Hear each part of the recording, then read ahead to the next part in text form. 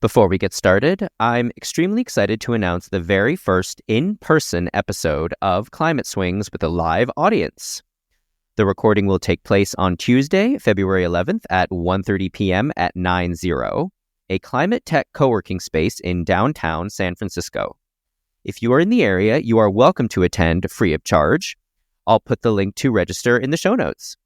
You don't have to be a 90 member to attend, but if you're curious about 90, they're a great resource for folks in the climate tech ecosystem in the San Francisco Bay Area and beyond. I've been a member myself for several months and have made a ton of contacts through their events and more. I'll link to 90 in the show notes as well. The guest for this in-person recording will be fellow 90 member Lisa McKelly, an expert in wildfire resilience, which will of course make this a particularly timely discussion. I hope you'll join us on February 11th. Now let's get into this week's episode.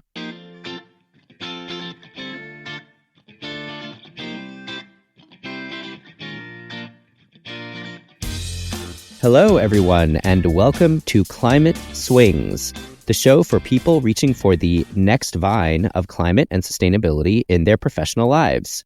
Produced in partnership with climate education and action platform Terra Do. I'm your host, Michael Gold. What does a cognitive scientist's journey into climate tech reveal about the intersection of human behavior and environmental action? In this episode, I sit down with Dr. Pooja Paul, a former academic who traded her research into human cognition for a mission to make climate action fun and accessible. From watching Captain Planet as a child in India to founding Habitable Earth, a startup creating game-based apps that drive sustainable behaviors, Pooja's path shows how expertise in understanding the human mind can help tackle our greatest environmental challenges.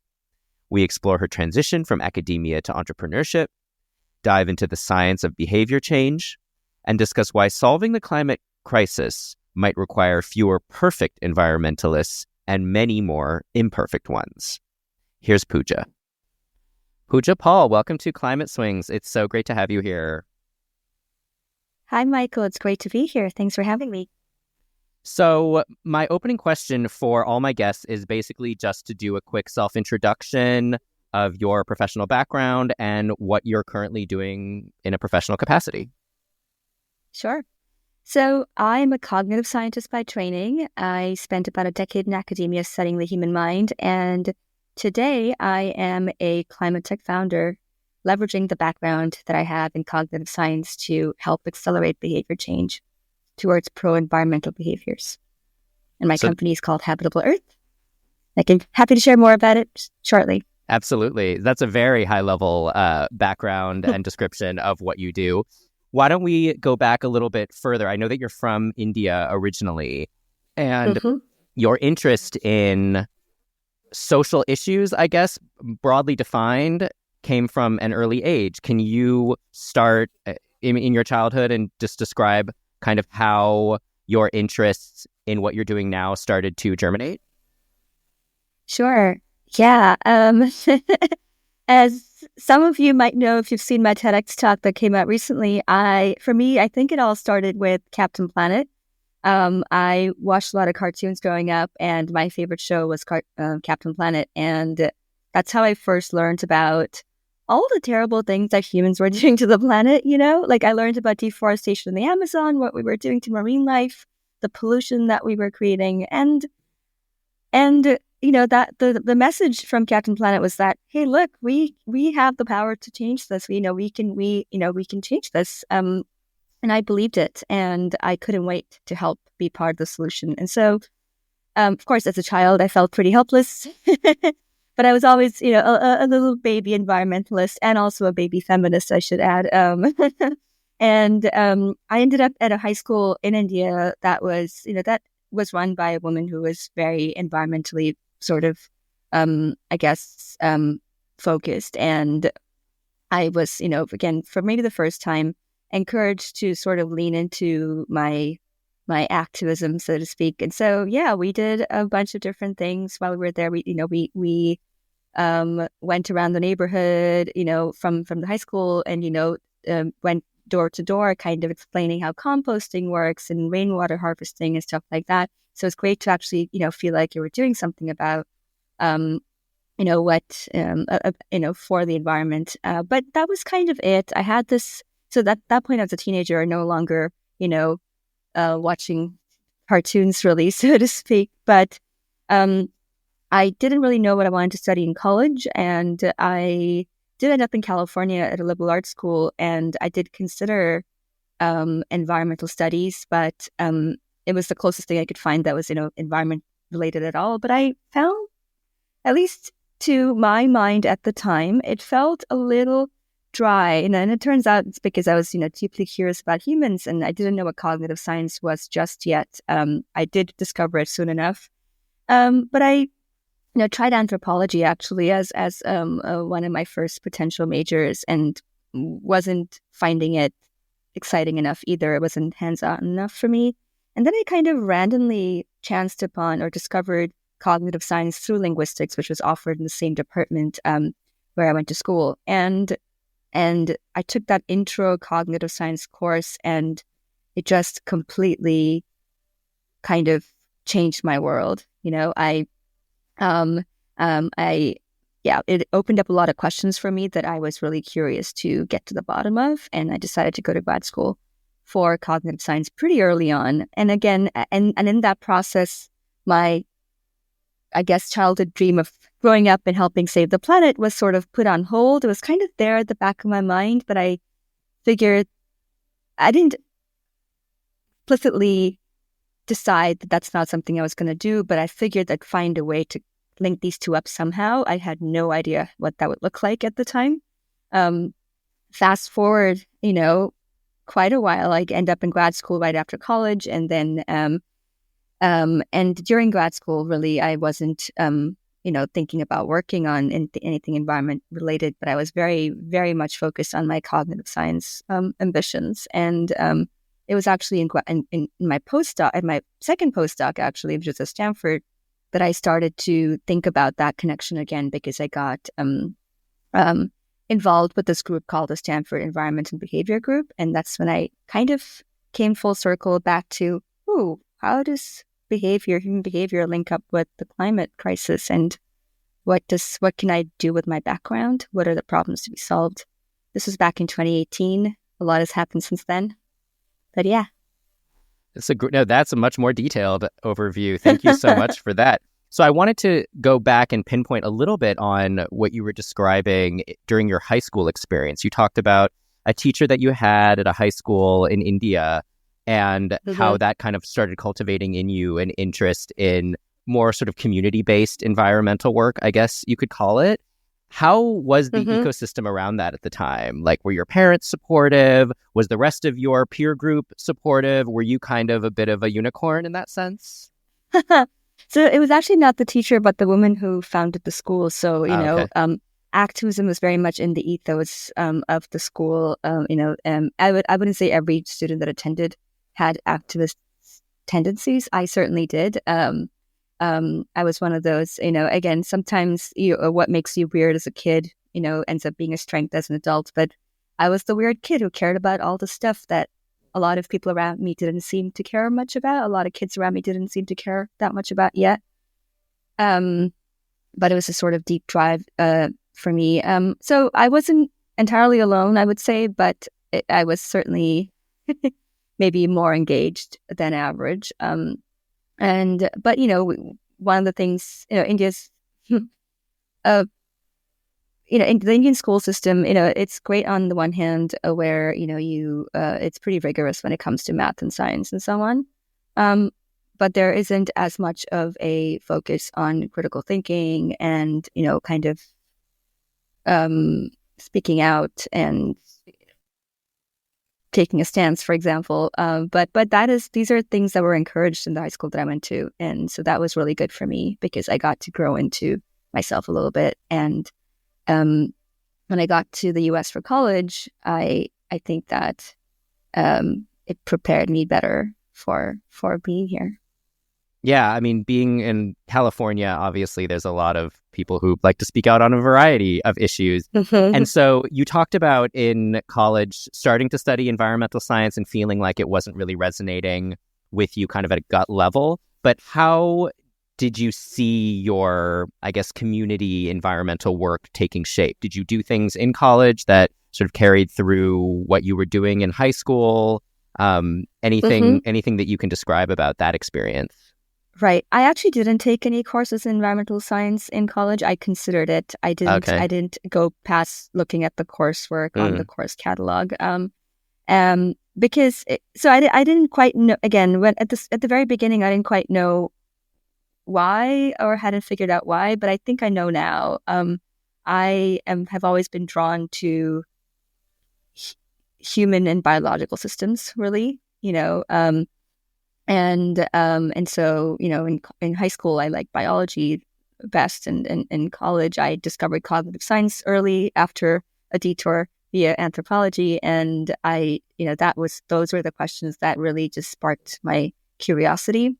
Um, in terms of activism in college, I was in a very sort of activist environment, I would say, in Southern California, but so I didn't stand out in that way as much. But um, I really do consider it quite a detour. So I feel like I came full circle eventually. But that is why I like talking about my personal climate journey, because for the first not decade, but the first, actually decade or so of my adulthood, I never stopped caring about the environment, but I really wasn't working on the environment or studying anything related to that.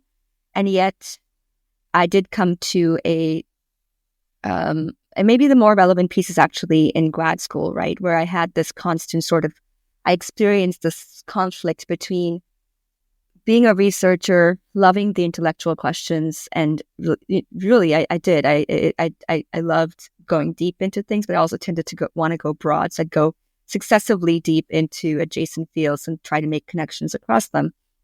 Um, but I had this recurring sort of conflict of like, but how is this positively impacting the world in ways that I can, you know, see, measure, experience it? Because I do believe in the value of basic research. I truly believe in it, even if we don't know exactly what the applications are. Sometimes that is a third party that discovers your research in the future and then does something with it. You can't actually anticipate what that will be, right? So you need basic research and then applying it as the next step. Um, However, I somehow wasn't fully satisfied with only doing basic research, right? I wanted to feel like I was interfacing with the world in a way that was positive and impactful. And I kept going back to this with my advisor, and she would be like, well, have you considered, applied research questions? And then I would consider some, and then it just didn't. I really preferred the basic questions. Again, this was all having to do with cognitive science and the mind and language and all of that. But um, maybe the tangent, maybe like the sort of the what that led to for me though, actually maybe the relevant like turning point for me in graduate school was I had a 1-year fellowship at the Teaching and Learning Center at Harvard, and which is where I was for my PhD, and I learned about what's called the translation gap, right?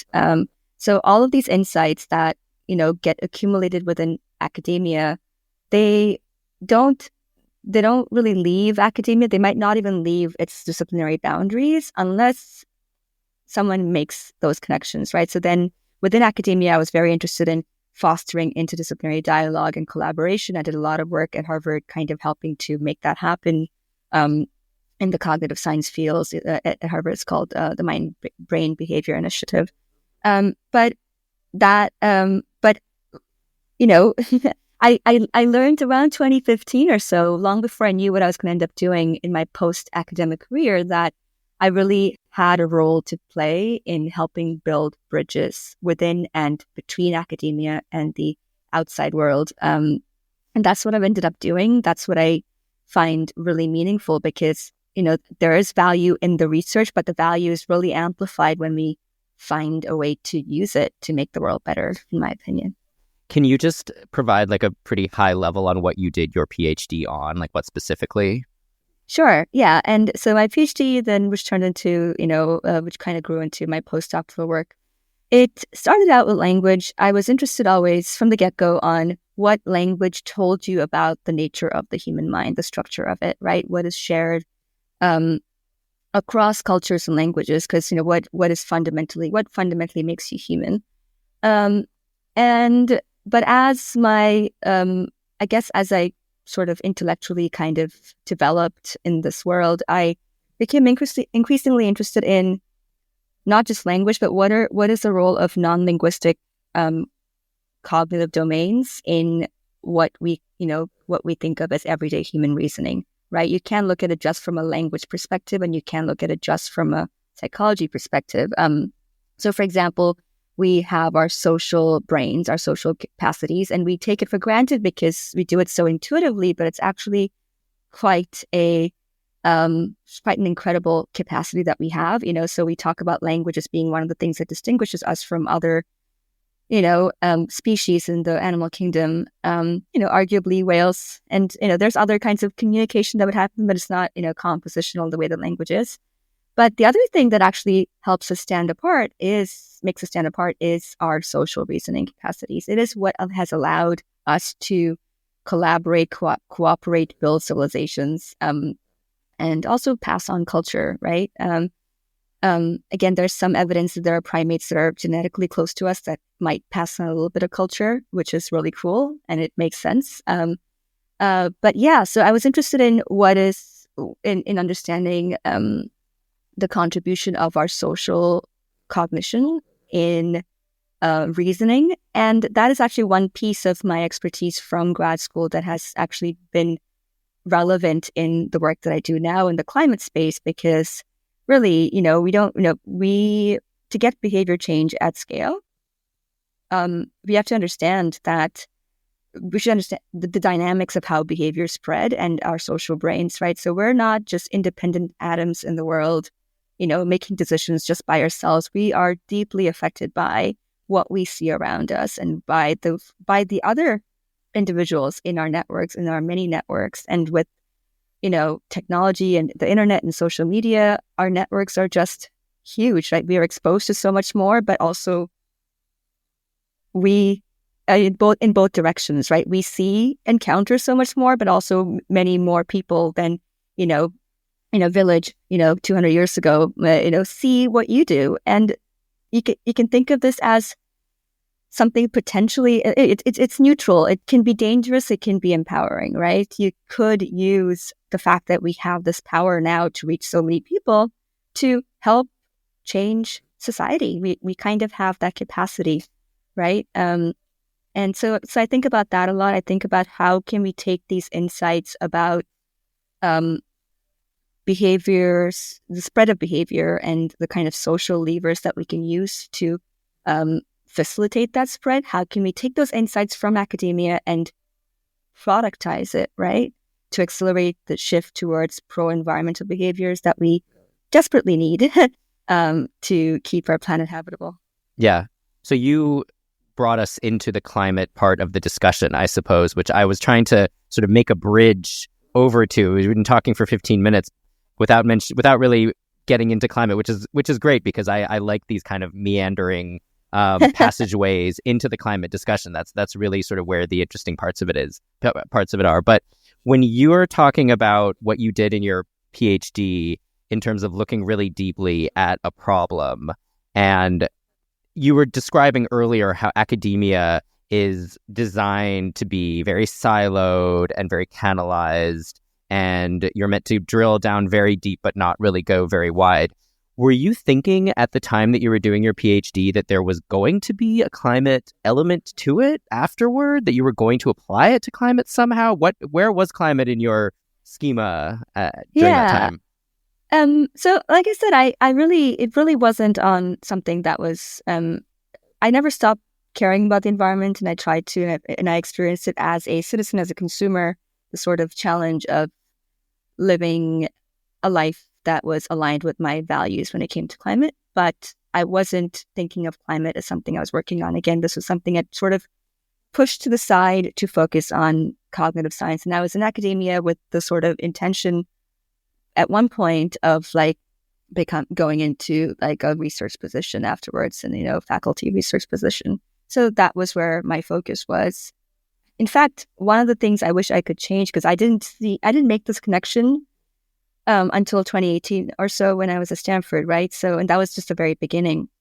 I kind of wish I had made that connection sooner, because then it could have informed some of my research questions. But that would have been a very, but maybe I don't need to wish I could turn back time, because some of the connections I did make were, something are ones I'm proud of, and maybe those connections wouldn't have happened if I'd been if I'd shifted too early. Well, you described that group that you joined at Stanford. What was it? The Environment Brain Connection. So at Stanford, they're called the Stanford Environment and Behavior Group. I don't know if they're still active, but it was just a small group of folks from the Woods Institute for the Environment, and some folks from psychology who were interested in that intersection of behavior and I guess environmental science. And it was just a group that got together every so often, and somebody would present research and so on. But it kind of got me thinking about that intersection anew, right? Maybe for the first time, really. And so it was grad students and postdocs mostly. A lot of them are now, faculty in various departments around the country and world. But and at the time, I had no idea that this was just the beginning of this long journey that would kind of transform totally pivot my career, into something radically different from what I'd been doing at the time. But I think of it as the beginning of my journey. But yeah. Mm-hmm. So you started dipping your toe, I guess, into climate around then. Is that sort of, at least in a professional capacity? Is that accurate to say? More of a thinking about it capacity, right? It was sort of the seed that turned into the, into the sapling later in around 2021, 2022, when I, was, maybe that's a bit of useful background. So when I was at Stanford, I kind of already was becoming aware that, I really need to do something more impactful and more personally fulfilling for me, that, but I didn't really want to stop being a cognitive scientist. I mean, I love this stuff, right? But I just wasn't convinced anymore that academia was the path for me, the end goal for me.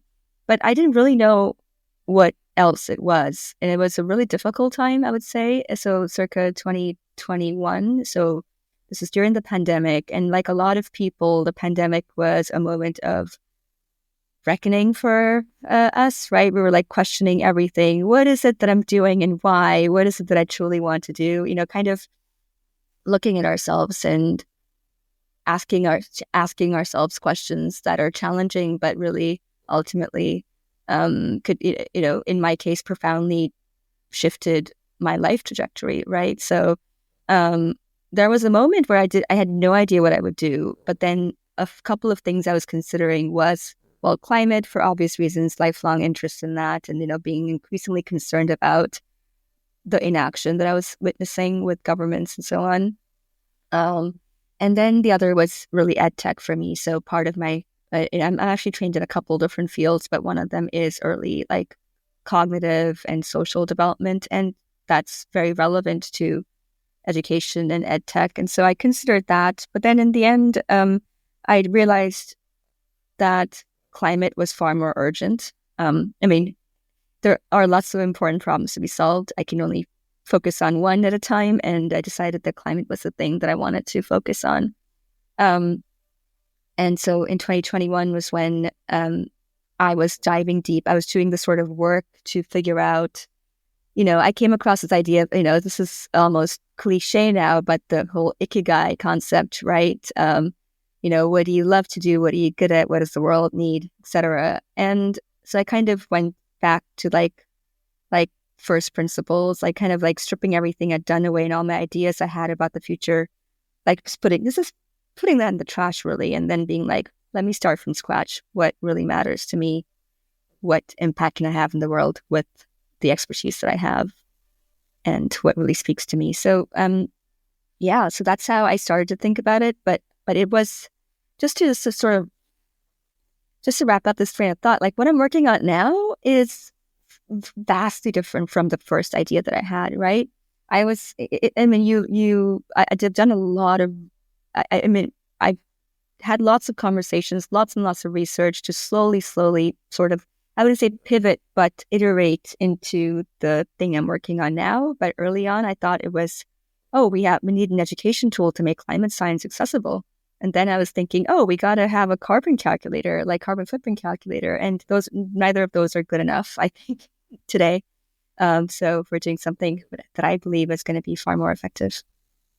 And so around that time, I suppose, is when you properly, I guess, entered the climate community. I mean, I use the term climate community kind of in a sort of euphemistic sense. Is there really a climate community? But when you started thinking that you were going to sort of put climate in your byline, so to speak, what did you do to make that swing happen? Like, you were in such a different space, and you did your ikigai sort of, reimagining of yourself. Like, what did you do to start that process tangibly? So this is a really interesting question, because now I feel pretty deeply embedded in the climate space, but back then I felt like a total outsider and an imposter, right?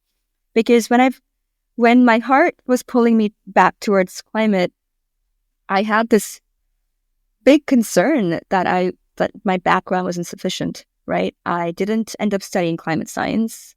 I thought you needed to be a climate scientist, or I thought I needed to have, I wouldn't say I'm an expert on climate science yet, but I did actually spend a lot of time kind of trying to understand the climate science that year, really, till late 2021. But so in terms of my transition, once I was considering climate as potentially the next phase of my career, a lot of my early sort of how I got my toes wet, so to speak, so climate Twitter was one of them, right? Before it became a dumpster fire, which it is now. Right. In my opinion, no offense to anyone who still loves it, but I actually learned a lot about the startup world and the climate tech world and climate science. I learned a lot from Twitter, to be honest. I also kind of started building my network on there, funnily enough, including several people who have really been incredibly useful resources for me and are today are people I met online initially. And the other was, the MCJ podcast. Again, I sometimes I feel conflicted about some of their recent content, but they were actually really useful for me as a way to kind of learn about the climate tech space, right? I know that Tara Do was also one of those, and so there are these resources that I found online and communities that I found online that helped support me. And I would say the first big thing that I did was, this is around early 2022. So this is after I'd committed to starting a company in the climate space. On Deck used to have a climate tech arm called On Deck Climate Tech. So Candace Amori used to run it. Now she has Gamifying, which is fantastic. So On Deck Climate Tech was a fellowship, and it was called a Build for Climate Fellowship, what I was part of, for aspiring climate tech founders. This fellowship is where I really kind of got this crash course into what it takes to be a founder in the climate space and to be a founder, period, right? And then there's a lot of there was also a tumultuous time for me in my personal life. I'd been in the U.S. during the pandemic, and I'm not a U.S. citizen, and Trump had a visa ban, which meant that I couldn't transition out of academia as I had hoped, because I couldn't get it was not possible to get a visa. So I actually ultimately had to leave the country. And after having lived here for all of my adulthood up to that point, I was in my early 30s then. that was pretty tragic, but it also meant that when I left, I could now focus on my company, on this company idea that I'd had. So Did you go back to India during that time? I did initially go back to India, and then later in 2022. So while I was in India, I just continued my education mostly online and building my network. And also I'd done a bit, I've done some user research already, but then I was connecting with other founders and it was just my intensive R&D phase, kind of, validating both the problem I was trying to solve and then what might the solution look like? What are missteps I don't want to repeat that others have made? What are roadblocks that other founders have encountered that I could design a solution around? Stuff like that. So that was, yeah. And later in 2022, I ended up in the UK for Carbon 13, which is a venture builder for climate tech. And so, and at that point, I was realizing that, I felt like an outsider at the very beginning, but actually my cognitive science background was really an asset for what I'm trying to do, which is to shift behavior. And I'd also realized at that point that, the reason I felt motivated to do this is not just because I had the right background for it, but I noticed how critically important this behavioral shift was. The IPCC was out that year, and it was clear from it. But there was a research that fed into the IPCC that was out even sooner that I'd seen. That we need, on top of all of the government action and all of the corporate responsibility and all of the climate tech innovation, we need bottom-up shifts in demand, bottom-up shifts in behavior. And it just wasn't being focused on enough, I thought, and it needed to be. So I saw that I had something really important that I could be working on. And I also saw that people wanted a solution. And so it was kind of a no-brainer for me when I made those connections. Yeah. So in 2022 was the year I really went from, kind of an ex-academic to, okay, I'm a climate tech founder. Yeah, you made that swing properly. So you went through several of these fellowships and you entered that climate tech startup community. Were you the only person working on the cognitive science climate nexus as a startup founder? I can only imagine that there's not too many others, that this is not a huge ecosystem. Is that right? Yeah, that's an interesting question. So there have been plenty of people who have tried to address the consumer behavior side of things because it's a real problem that needs to be solved, right? But as far as I can tell, I might be the only one with the deep expertise to tackle it. So yes, as a cognitive scientist, I was kind of alone in that space, but I don't think I'm alone in trying to address this problem. No. Yeah, and presumably you scanned the landscape of other consumer-facing apps, other startups. What did you feel like was missing? Like, what did you feel like you could add from a product or a solution sense that wasn't being addressed? Absolutely. So that's a great question, right? So here's the thing. Behavior change is hard, and it's not as easy as, just enumerating the tips, but getting a bunch of sustainable living tips and just dumping it on people. That's not really going to shift behavior in any effect. And it's not in a way that is effective. So I realized that some of the solutions that are out there, there are some that were actually quite sleek and, had great UX, UI design and so on, which is, I think, important, but they just weren't sticky, right? It wasn't managing to capture and maintain people's attention over time, right? So people would download something and then a few days later or weeks later, they're moved on because it just wasn't bringing them back.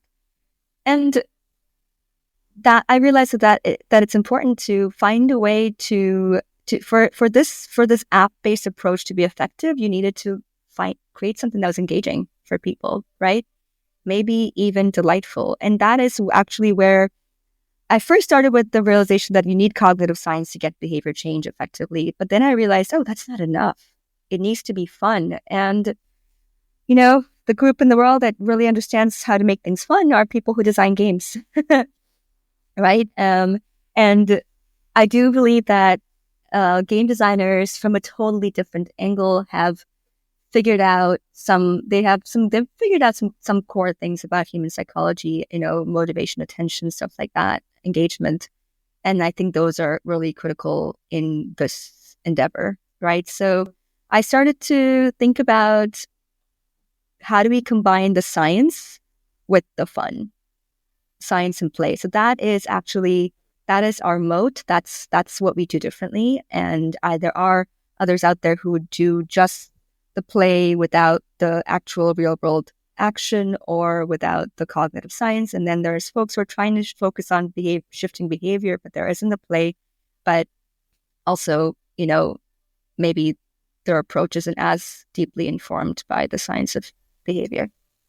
And so now you have one app, I believe, that is live, right? And another that is in development. Can you talk about the actual products and how all these things that we were talking about come together? Sure.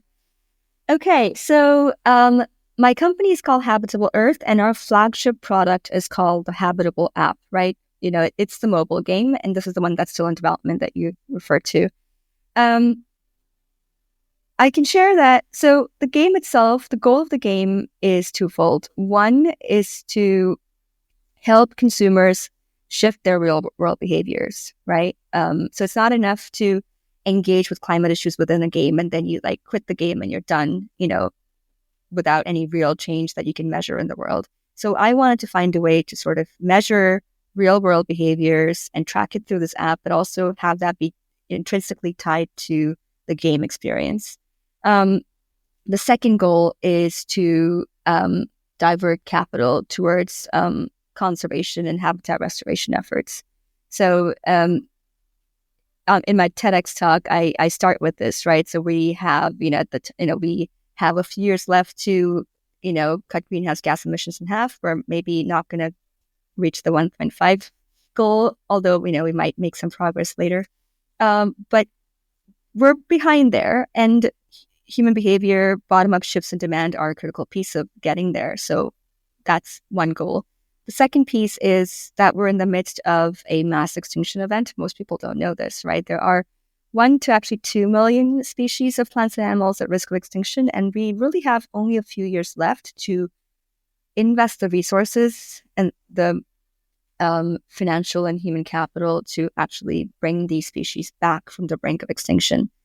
The irony and maybe the opportunity is that people actually care about this. They don't want this to happen. They just don't know that it's happening. And then once you know it's happening, there isn't an easy way to help, right? So the second goal of our game that we're building is to help divert capital into these conservation efforts, right, and the restoration efforts by tying it to gameplay, so that the people who play this game, they can know that they're having a positive, role in this effort. So you're both shifting behavior at scale, but also, because we tie in-game achievements to restoration of real-world habitats, and that's funded by our corporate sponsors. But there's a sort of a cause and effect relationship between progress in the game and what happens on the ground. Yeah. So what do you actually go? Mm-hmm. I'm just curious what you're actually doing in the game. Like, how does it actually work? Are you planting trees? Are you feeding hungry people? Like, what are you actually doing? Okay, so in the game, so there, I will disclose some details. So the game itself involves taking care of a baby koala avatar, and this is the Tamagotchi effect that I talk about in my TEDx talk. And so how do you take care of this koala? By shifting your behavior in ways that we can track in the real world. Now, after a certain stage, and the baby koala is a little bit older, you then help it restore its habitat within the game. But we tie that to actual habitat restoration in the real world, koala habitat restoration, as a matter of fact. As we scale, we want to expand to other critically endangered species and other ecosystems. That's the flagship game. Now, the other game, the one that you mentioned, was released. It's called Rad Rabbit. It is a much smaller scale, limited scope project. It is separate from the flagship product, but it's also got some common themes. For example, the Tamagotchi effect. So Rad Rabbit involves a cute rabbit avatar that is sad every day, but you cheer it up by logging your fruits and vegetables. Now, it's very, very simple, and it's intentionally so. But, so we just target one behavior. So the World Health Organization has the recommendation of 5 portions of fruits and vegetables every day. Now, that's a somewhat arbitrary number, but it's a doable number, right? Most people aren't having that much every day. So we decided to gamify that. And it's ostensibly about health because it truly is better for you physically and in terms of well-being, and also health, not just currently, but also in terms of, later health, to get these nutrients. But it is also about climate, right? Because as you may well know, we do need to shift collectively to a more plant-rich diet. I do separate conceptually plant-based and plant-rich. Plant-based is vegan. Plant-rich is compatible with being vegan or vegetarian or omnivorous, but it does involve eating a higher proportion of fruits and vegetables. And I think we can all do that, whether or not we are able to become vegan. And so that's what I'm trying to promote. And nobody really disagrees that you need to be eating more fruits and vegetables, by the way, right? So it's Not just a controversial idea. No, but this is an example of the intention action gap. You need to do this, and you should know, but it's hard to actually implement in your day-to-day life. And gamification can be really effective to do that. Having a daily goal and like a cause and effect relationship between logging your vegetables and sharing up a rabbit sounds simple, but it can be powerful. That's what we're hoping to achieve with Rad Rabbit. So the gamification idea and the idea of taking care of a cute animal, that sounds like your target consumer, your target audience might be children, right? Because they're the ones who, as I recall from when I was maybe like 11 years old, take care of the Tamagotchi. I took care of that Tamagotchi for a long time. So is that who you're going after? Is that your target consumer? Great question. No. So Rad Rabbit certainly is actually definitely child friendly and intentionally so, because we got that feedback early on in development that I would want this for my kid, and we were like, sure, we'll make it kid friendly. But it's not just for kids. So yes, you remember the Tamagotchi from your childhood, so do I, and that speaks to the point that if you're a millennial, the Tamagotchi have immense nostalgic value, right? And Gen Z, maybe even more so. I mean, if not the nostalgia, it is, we grew up in a time with cartoons and certain kinds of motifs that mean something to us. And I think that I don't think it's only children that this appeals to. In fact, it might appeal just as much to those of us that are a bit older than children. And also think about Pokemon Go, think about Duolingo.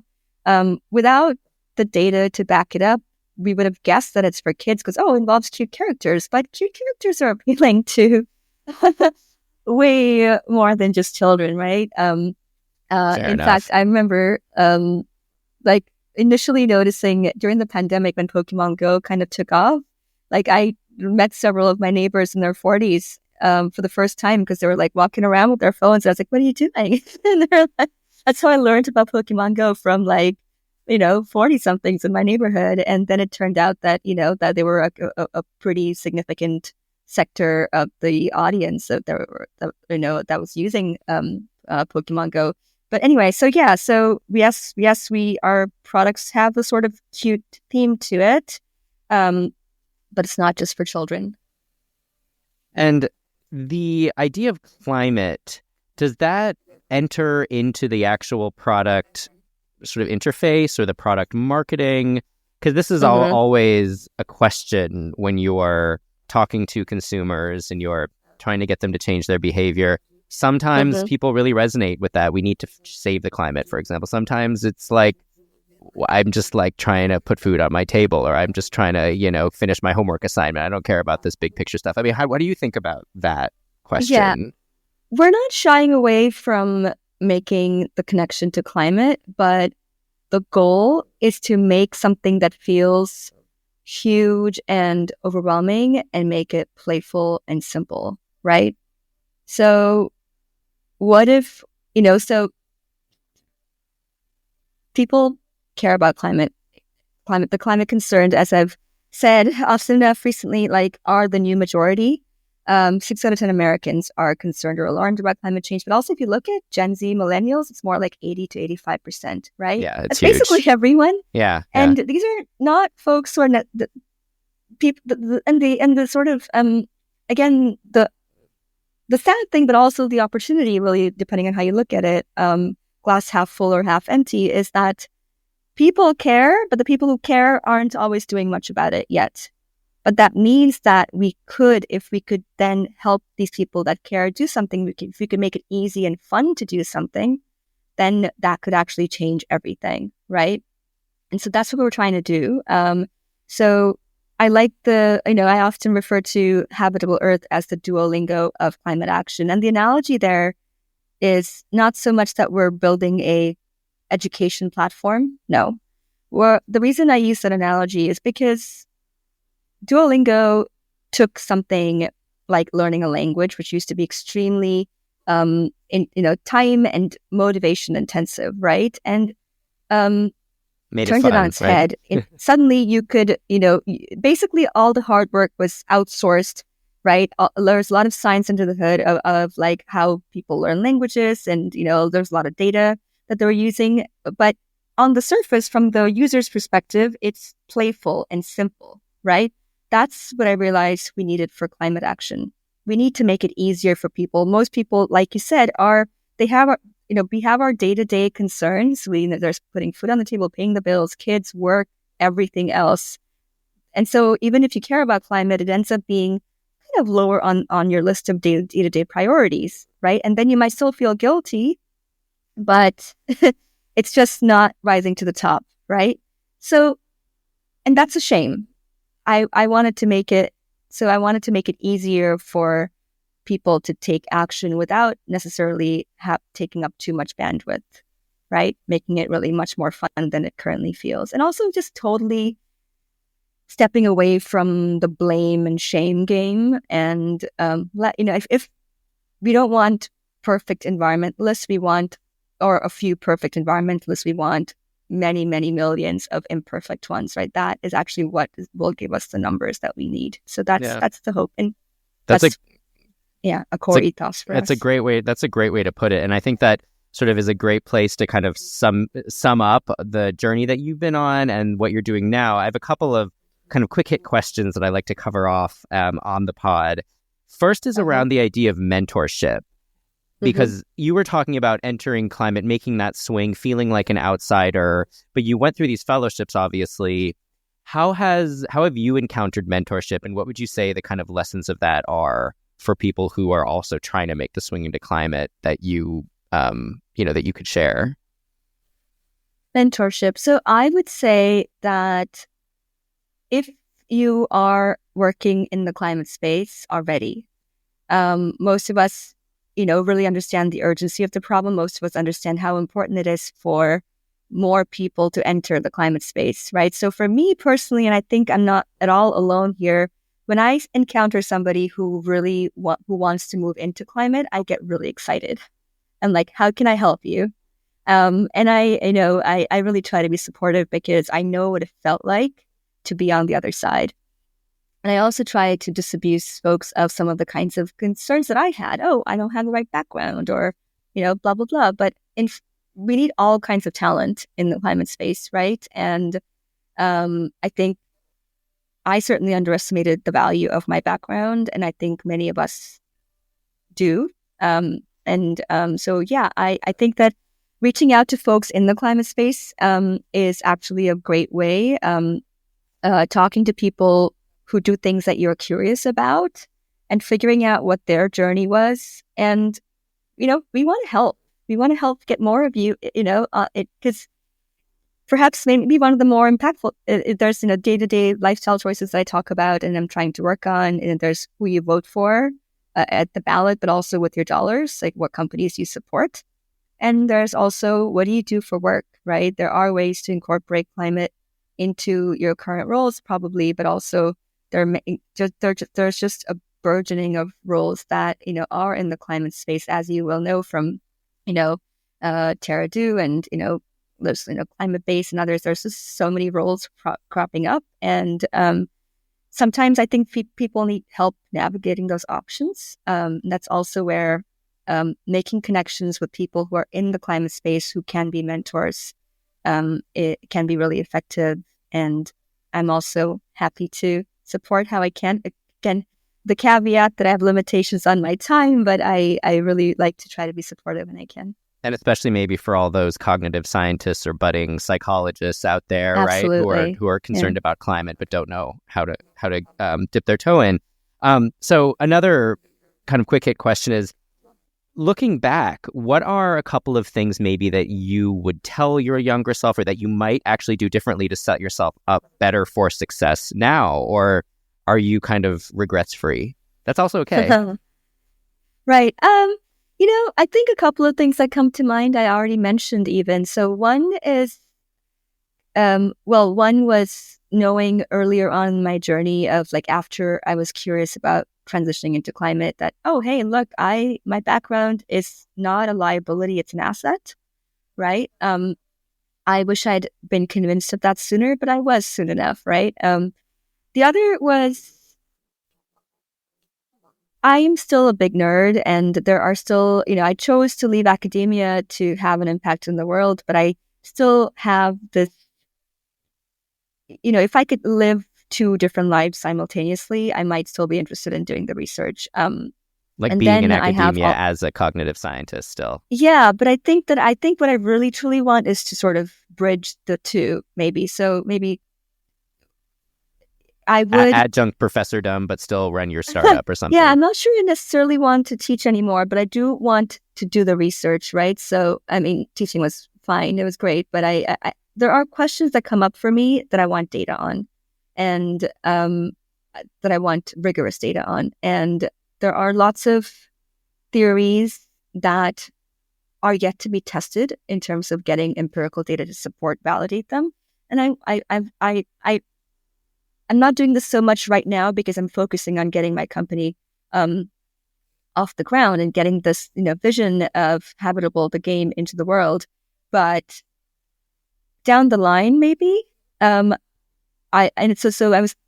instead of framing it as a regret, maybe down the line, what I would be interested in doing is collaborating with researchers, but actually helping shape the questions that I'm interested in answering, but then also being able to get data at scale, because, I used to work in labs, in behavioral research labs, and the sample sizes are relatively, there's, a few hundred participants is plenty, it's lots, but with technology, we can actually get data from like Duolingo does, like millions of people, right? Lots and lots of data points that, could give us much clearer answers about what interventions work and when.